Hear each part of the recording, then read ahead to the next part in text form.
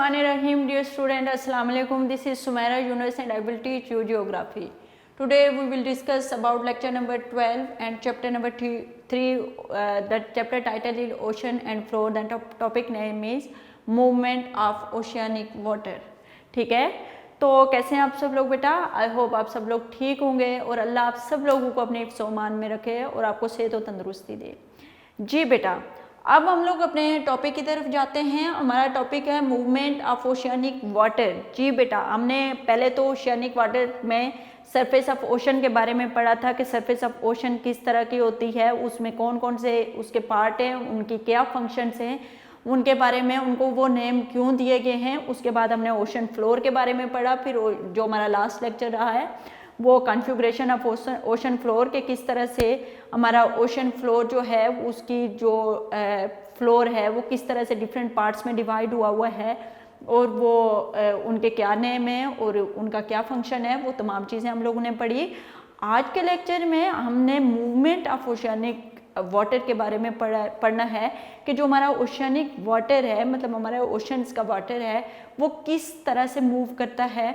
तो आपको जैसे पता है बेटा कि हमारा ओशियनिक वाटर जो है उसके जो मूवमेंट है वो दो तरह से होती है। One is horizontal and second is horizontal way में एंड सेकंड इज़ वर्टिकल। ठीक है, दो तरह से हमारा जो वाटर है वो मूव करता है। एक हॉरिजेंटल वे में मीन के आप वेस्ट टू ईस्ट कर दो या ईस्ट टू वेस्ट कर लो, और one is north to south हो या south to north, maximum north to south. इस तरह से हमारा दो तरह से वाटर जो है हमारा मूव करता है, हॉरिजेंटल और जो हमारा वर्टिकल है। दो वे में हमारा जो ओशियनिक मूवमेंट है वो दो तरह से होती है। अच्छा बेटा, इधर ये तो मैंने आपको बता दिया कि जो हमारा ओशियनिक वाटर है उसकी मूवमेंट दो तरह से होती है। One is horizontal way and second one is vertical way. अब हॉरिजेंटल वे में कौन कौन सी चीज़ें आती हैं? तो हॉरिजेंटल वे में हमारी आ जाती हैं वेव एंड करंट। ठीक है, वेव एंड करंट जो है ये हमारा आ जाता है हॉरिजेंटल वे, और वर्टिकल वे में हमारा आ जाता है टाइड्स। ठीक है, tides, wave, current and tides, इस तीन तरह के जो टाइप्स हैं इनके बारे में हम लोगों ने डिस्कस करना है इधर लेक्चर के अंदर कि हमारा जो ओशियनिक वाटर है वो दो तरह से मूव करता है। One is horizontal way and second is vertical way. और हॉरिजेंटल वे में इनके किस तरह से, जैसे कि वेव और करंट, अभी मैं आपको एक्सप्लेन करूँगी कि वेव किस तरह से जनरेट होती हैं, इनकी क्रिएशन में क्या चीज़ है और ये किस तरह से मूव करती हैं, इनके मूवमेंट के पार्ट्स को हम क्या कहते हैं, ये तमाम चीज़ें वेव में हमने डिस्कस करनी है। ठीक है, अब जो है सबसे पहले हम जो है वो वेव के बारे में पढ़ेंगे, वेव्स के बारे में पढ़ेंगे। पहला जो हमारी सबसे पहला टाइप्स है वो वेव्स के बारे में पढ़ेंगे। अब वेव्स जो होती हैं हमारी, लाइक हमारी जो ओशन फ्लोर में है वो इस तरह से होती हैं। ठीक है, ये जो हमारी होती हैं ये हमारी वेव्स कहलाती हैं। ठीक है, जो वेव्स का ये वाला पार्ट होता है इसको हम क्रस्ट, और जो ये वाला पार्ट होता है इसको हम ट्रफ। ठीक है, ट्रफ बोलते हैं। जो ये बिल्कुल ये वाला पार्ट होता है इसको ट्रफ, स्पेलिंग मिस्टेक ना हो जाए। ठीक है, ये हमारा crust and this is a trough. अब हमारी एक तो मैंने बता दिया कि वेव का जो हाईएस्ट पॉइंट होता है उसको हम क्रस्ट कहते हैं, जो लोएस्ट पॉइंट होता है जो बिल्कुल डाउन होता है उसको हम ट्रफ कहते हैं। अब इसको दो तरह से, इसकी लेंथ जो है वो, इसकी जो ये लेंथ होती है, ठीक है, जो विड्थ होती है इसकी, इसको वेव लेंथ बोला जाता है, और मीन के यहाँ पे ये जो होगी इसकी ये वेव लेंथ होगी, और यहाँ से यहाँ तक जो होगी ये इसकी वेव की हाइट होगी, वेव हाइट होगी। अंडरस्टूड? और ये बिल्कुल जो इसका अपर पार्ट होता है ये बहुत ज़्यादा जो पतला सा पार्ट होता है, ठीक है, नैरो सा पार्ट होता है, इस नैरो से पार्ट को हम ब्रेकर्स बोलते हैं। ओके, ये तमाम जितनी भी वेव हैं इनके यही है कि जो इसका अपर पार्ट होता है उसको क्रस्ट, जो लोअर होता है उसको ट्रफ, जो इसकी विड्थ होगी वो उसकी वेव लेंथ होगी, और वेव हाइट जो होगी इसकी नॉर्थ टू साउथ होगी, और इसका जो बिल्कुल ऊपर वाला जो पार्ट होता है इसको ब्रेकर्स बोला जाता है।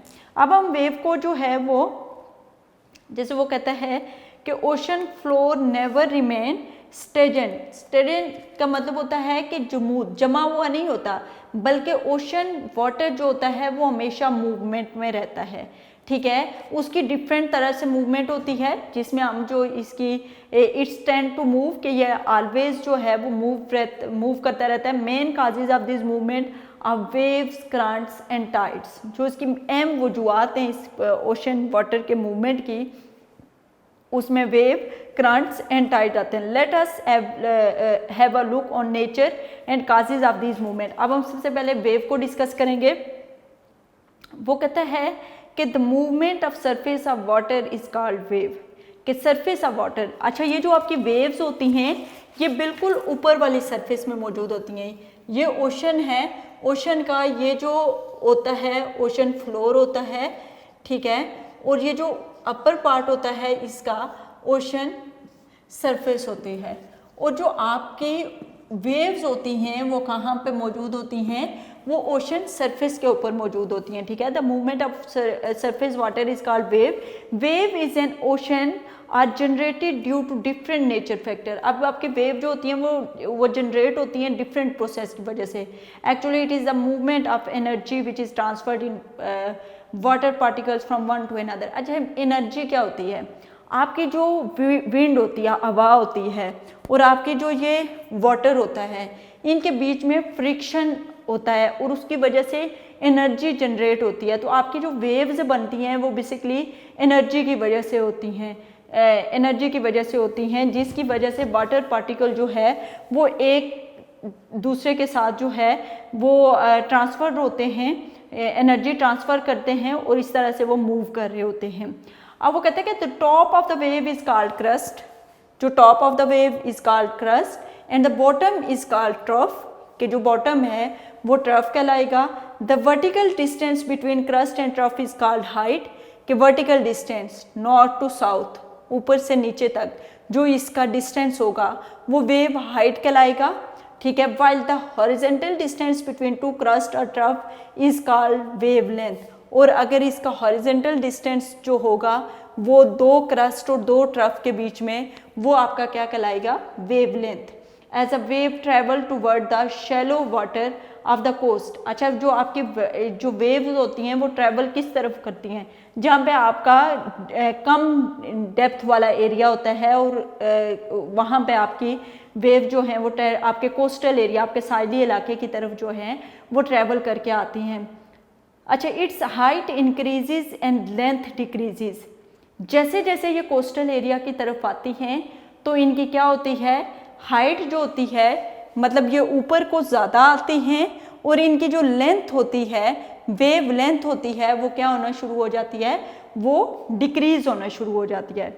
The crest get narrower and sharp. और जैसे जैसे ये कोस्टल एरिया की हमारे साहिली इलाके की तरफ आएंगे, बहुत सारे बच्चे आप लोगों के कराची में जाते हैं और बहुत सारे बच्चों ने कोस्टल एरिया का विजिट किया होगा, वहाँ पे वेव को आप लोग ज़रा माइंड में लेके आएँ कि वेव जब कोस्टल एरिया के मतलब साहिली इलाके की तरफ आती हैं तो जब आने लगती हैं तो उनकी हाइट मतलब कि उनकी ऊपर को ज़्यादा होती हैं, और जो उनकी विड्थ होती है मतलब जो उनकी लेंथ होती है वो क्या होना शुरू हो जाती है, वेव लेंथ जो होती है वो कम होना शुरू हो जाती है, ठीक है। और इसके अलावा एक तो बात यह है कि दूसरी बात यह है कि जब वो जैसे जैसे कोस्टल एरिया की तरफ आते हैं तो वैसे वैसे वो क्या होना शुरू हो जाती हैं, बारीक होना शुरू हो जाती हैं, जिसको आप क्या बोलते हो, ब्रेकर्स बोलते हो। आगे वो कहता है कि the sharp pointed crest travel ahead of bottom part of breaks to make form. अच्छा, जब ये उसको वो करेगा तो यहाँ पे एक फॉर्म सा जाग सी बनाएगा। वो जो जाग सी होती है, आप सर्फ डालो पानी में तो जिस तरह की जाग बनती है, वो इस तरह की जाग इधर बनती है, उस जाग को क्या बोलेंगे? सर्फ बोलेंगे।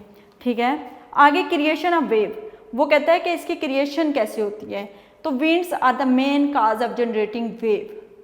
जो हवा होती है वो वेव क्रिएट करने की एक अहम वजह होती है। हवा का रुख जो आपकी हवा होती है उसकी वजह से वेव्स बनती हैं। Cyclone and tornado which originate, अच्छा साइक्लोन ये जो तूफान आपके चलते हैं डिफरेंट किस्म के, उनकी वजह से भी आपकी वेव जो होती हैं वो ओरिजिनेट होती हैं। Travel across the ocean also create wave. Earthquake near coastal area, जो आपके कोस्टल एरिया साहिली इलाके होते हैं उनके करीब जो अर्थक्वेक होते हैं उसकी वजह से भी बीनीथ ओशन फ्लोर या ओशन फ्लोर पे किसी किस्म की वॉल्केनिक इरप्शन होती है या अर्थक्वेक होता है, तो उससे भी जो है बहुत बड़ी बड़ी वेव्स जो हैं वो जनरेट होती हैं। आगे हम पढ़ेंगे करंट।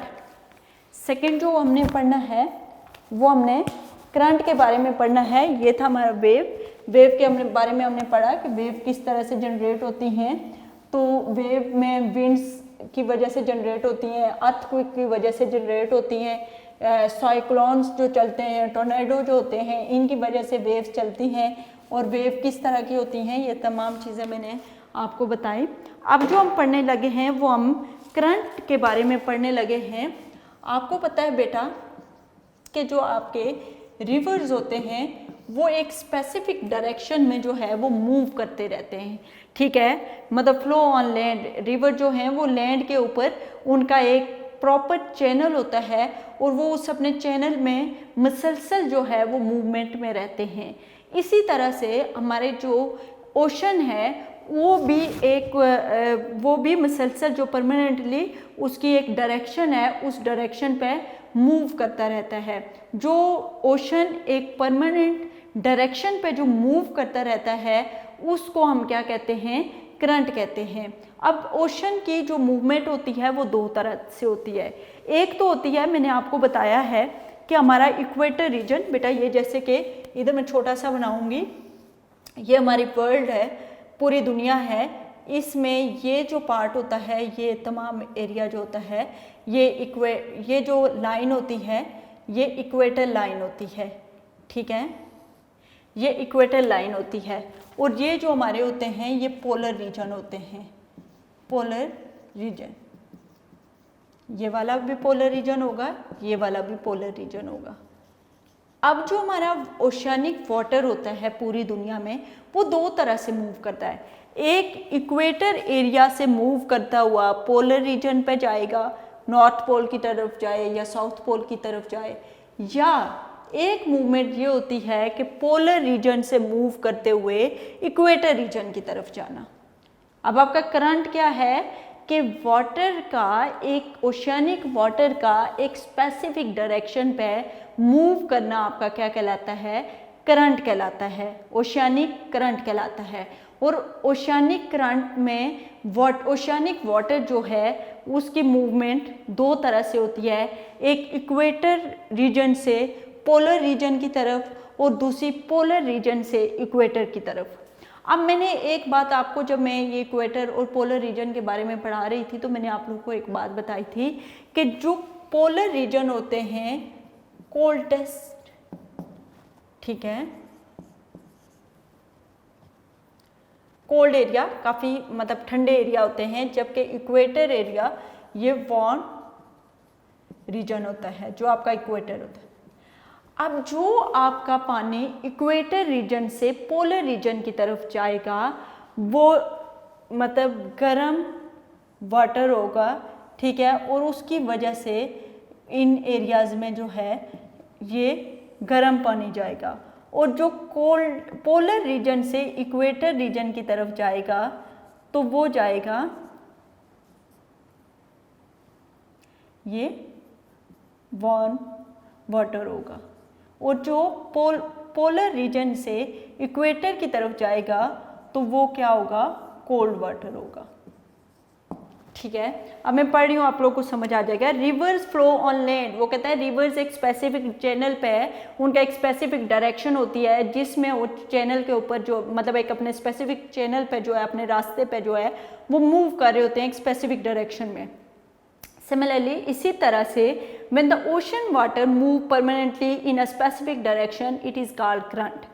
वो कहते हैं इसी तरह से समुंदर का पानी जब एक स्पेसिफिक डायरेक्शन पर मूव कर रहा होता है तो उसको हम क्या कहेंगे करंट कहलाएंगे। The current which flow from equator to polar areas are called warm current.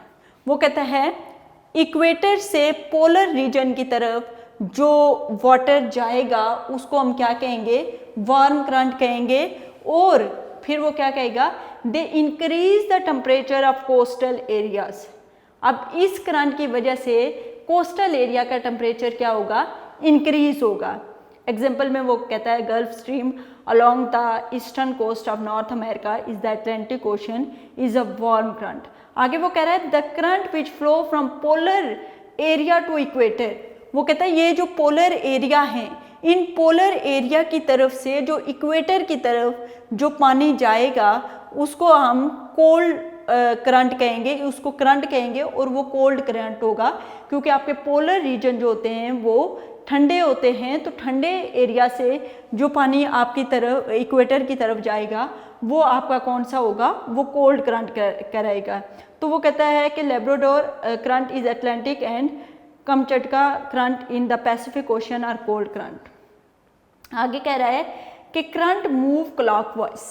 Clockwise क्या होता है, ये ठीक है, this is a clockwise and this is anti clockwise.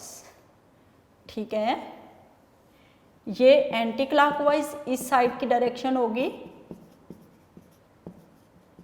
और this is a clockwise.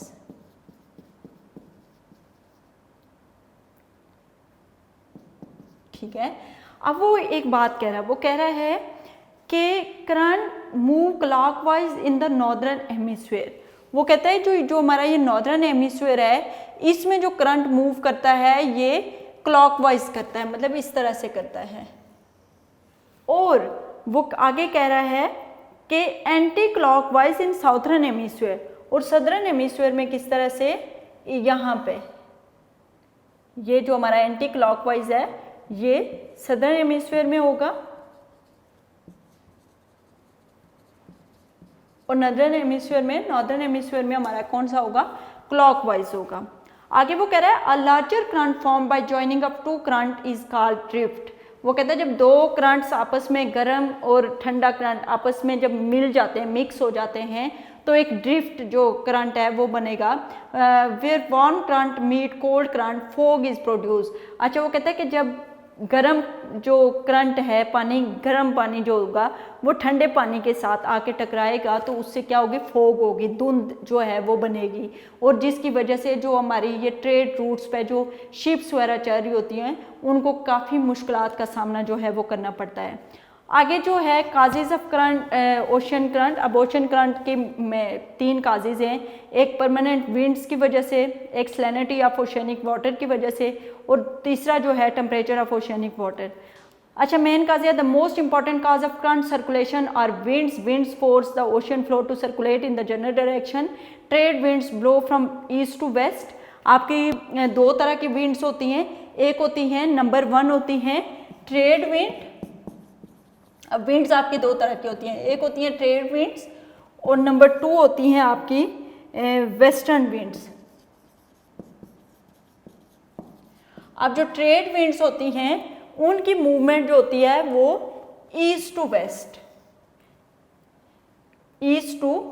Waste, यहाँ से यहाँ होती है।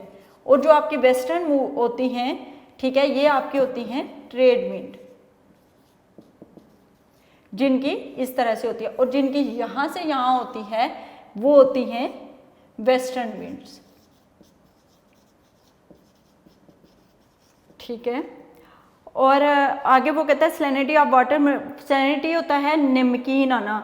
वो कहता है inland water of inland seas is more saline. वो कहता है जो इनलैंड सीज़ में जो वाटर होता है, दरमियान में जो वाटर होता है वो ज़्यादा नमकीन होता है, जबकि जो बिल्कुल ओपन एरियाज़ में समुंदर वगैरह ओशन और सीज़ हैं वहाँ पे सैलिनिटी कम होती है। आगे कहता है so more saline water due a greater density sink downward by saline water move upward the variation of salinity. आगे वो कहता है टेम्परेचर ऑफ ओशियनिक वाटर।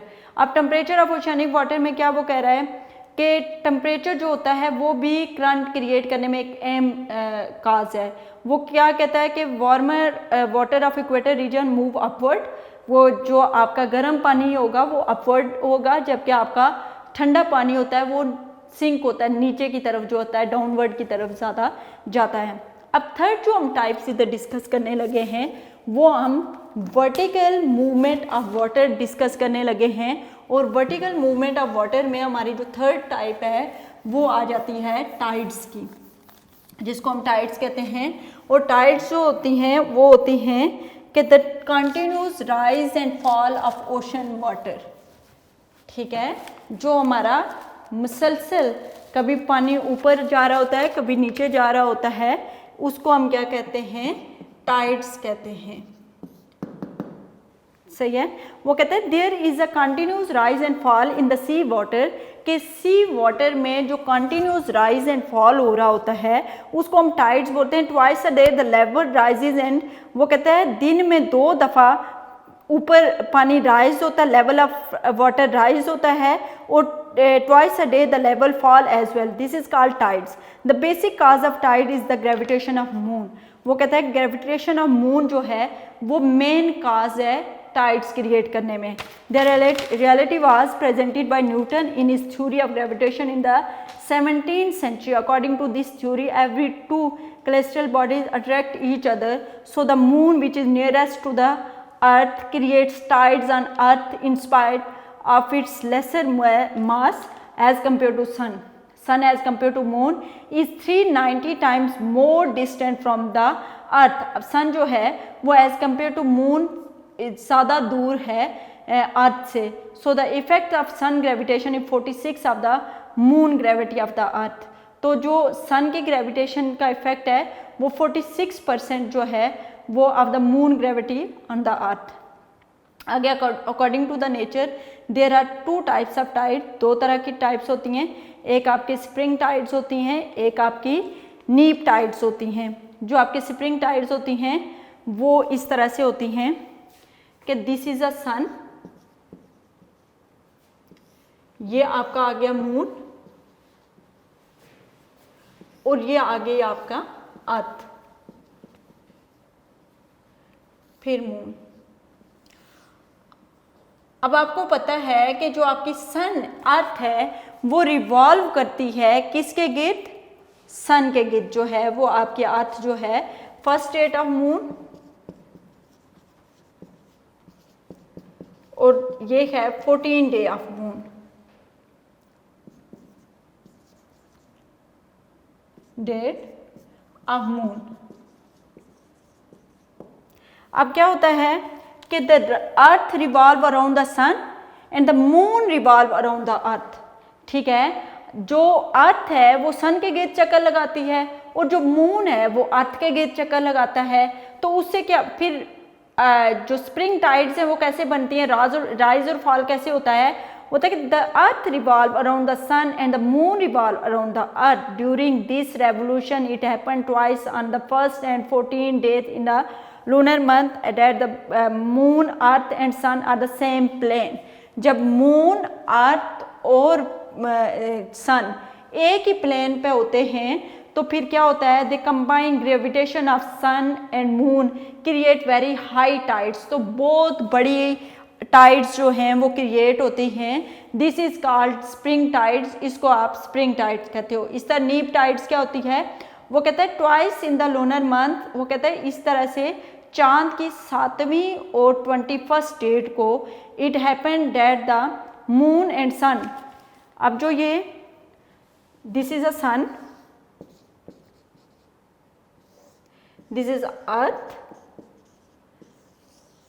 ठीक है, और ये आ गया मून, ये भी आ गया मून। 21 डेट होगी मंथ की, और इधर आएगी 7th डेट होगी। तो इसमें क्या आएगा, twice in the lunar month on the 7th and 21st it happened that the moon and sun are perpendicular to each other, कि सन और मून एक दूसरे के परपेंडिकुलर होंगे with reference to the earth, earth के रेफरेंस से, ये अर्थ बिल्कुल मिड में आएगा, तो ये बिल्कुल एक दूसरे के परपेंडिकुलर होंगे। तो फिर क्या आएगा, gravitation of both bodies counter each other, तो दोनों बॉडीज की ग्रेविटेशन जो होगी वो काउंटर होगी, resulting in the creation of low tides, एक दूसरे को काट वो करेंगी, तो उससे होगा लो टाइड्स जो हैं वो बनेंगी। दिस इज कॉल्ड नीप टाइड्स, इसको आप नीप टाइड्स बोलोगे, ठीक है। दिस इज अ नीप टाइड्स, और ये जो आपकी थी इनको बोलते हैं स्प्रिंग टाइड्स। दो तरह की टाइड्स जो हैं वो होती हैं, एक जब मून, अर्थ और सन एक ही प्लेन पे आते हैं तो सन और मून की ग्रेविटेशन आपस में मिल जाती हैं, तो बहुत बड़ी हाई टाइड्स जो हैं वो क्रिएट होती हैं, वाटर का बहुत ज़्यादा राइज एंड फॉल होता है। एक क्या होता है कि सन और मून जो होते हैं वो एक दूसरे के परपेंडिकुलर होते हैं अर्थ के रेफरेंस से, तो क्या होता है कि वो एक दूसरे की ग्रेविटेशन को काट रहे होते हैं, जिसकी काउंटर कर रहे होते हैं, जिसकी वजह से बहुत लो टाइड्स जो हैं वो क्रिएट होती हैं, जिसको आप क्या कहते हो, नीप टाइड्स कहलाते हो। आगे वो difference between wave, current and tides, वही बात है कि वेव्स कैसे होती हैं। तो वेव जो होती हैं आपको पता है कि movement of the surface of जो आपकी है, when winds force the ocean water to move in a specific direction, movement is called current. The continuous rise and fall of sea level due to the gravitation of moon is called tides. और wind, cyclone and earthquake are major cause of gravitation of wave in the stagnant water. तो ये था बेटा हमारा topic, यहाँ पे हमारा chapter जो है वो कंप्लीट हो जाता है, और इससे रिलेटेड हमारा जो डायरी वर्क है वो देख लेते हैं हम लोग। डायरी वर्क में हमारा लॉन्ग क्वेश्चन नंबर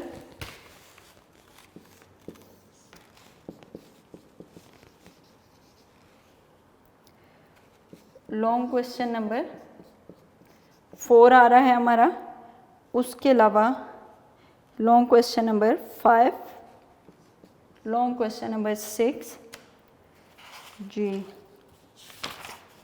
ये हमारे 6 क्वेश्चन आ गए। उसके अलावा शॉर्ट क्वेश्चन हमारे आ जाएंगे 10 to 15, 10 to 16, 11 to 16 आ जाएंगे, और MCQs हमारे आ जाएंगे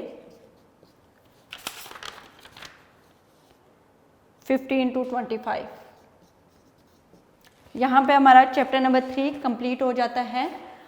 अपने जो लेक्चर है उसको अच्छी तरह से अंडरस्टैंड करके याद कर लीजिएगा। नेक्स्ट लेक्चर तक के लिए इजाज़त दें। स्टे सेफ, स्टे होम, अल्लाह हाफिज़।